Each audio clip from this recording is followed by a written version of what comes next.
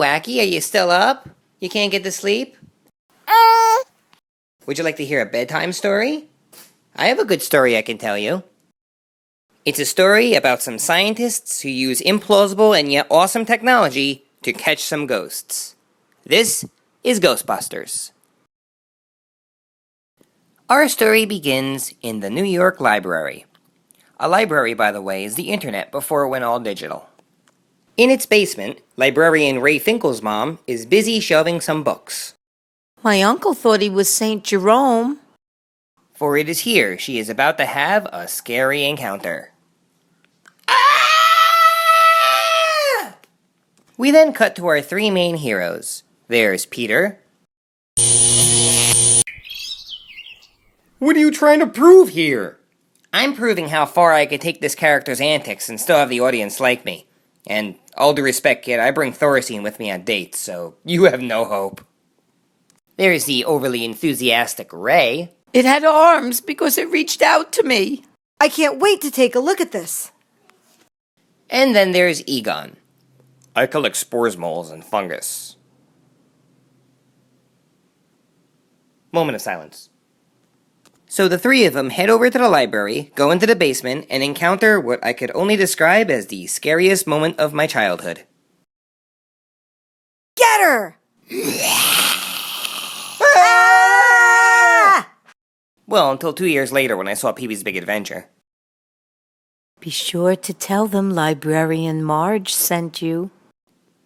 So after the success of getting the crap scared out of them, they decided to buy a firehouse and catch ghosts with laser guns. Because lasers solve everything. Seriously, son. Just got one thing to say to you. Just got one thing. You listening? Lasers. A shout out if you get that reference. Anyway, back to our story. In a building nearby, one of the tenants is having some trouble with her major appliance. Her refrigerator happens to be a doorway to another dimension of a Carpathian god and some terror dogs. Hey, maybe that's how Indiana Jones survived.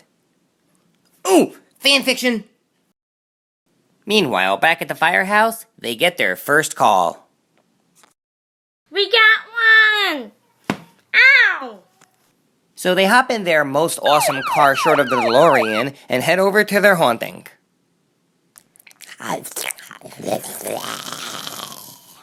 Ugly little spud, isn't he? I'm John Belushi, get it?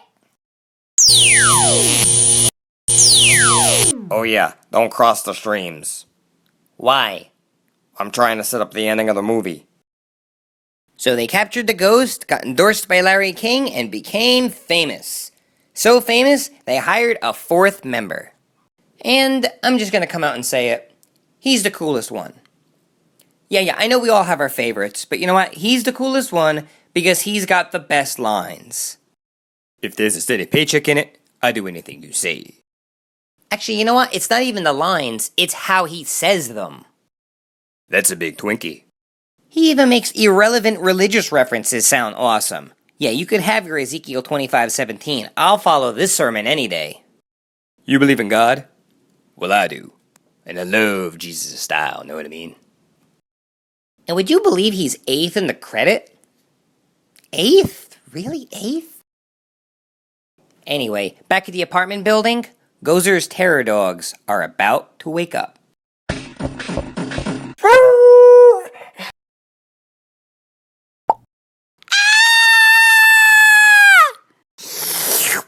They end up possessing her and another tenant, Lois. I was dancing with Casey Kasem's wife.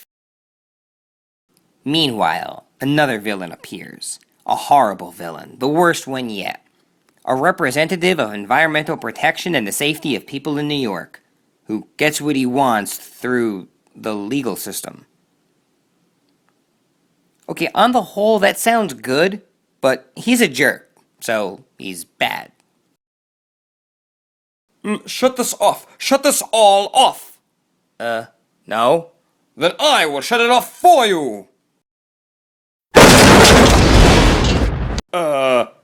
He did it. So there was a huge explosion, and out from the blast popped hundreds of ghosts. Whoa! Dude, look, it's Ron Jeremy. Whoa, cool! The ghosts all headed to the zoo building, and it's up to our heroes to stop them. Once they get through some red tape. I have seen that'll turn you white. Yeah, and dogs and cats. Our heroes show up at the scene, climb 22 flights of stairs, only to encounter a series of effects that gives modern CGI the middle finger.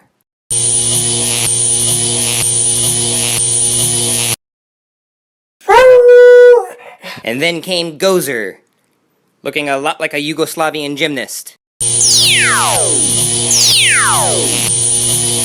She disappears and turns into a 100-foot marshmallow man going daikaiju down the streets of New York. Wow, you have to admire a time period where you could write stuff like this and it not seem at all strange. With Stay Puft approaching, they have one option left. Remember the thing I told us earlier not to do? Yeah. Let's do that! Let's do it!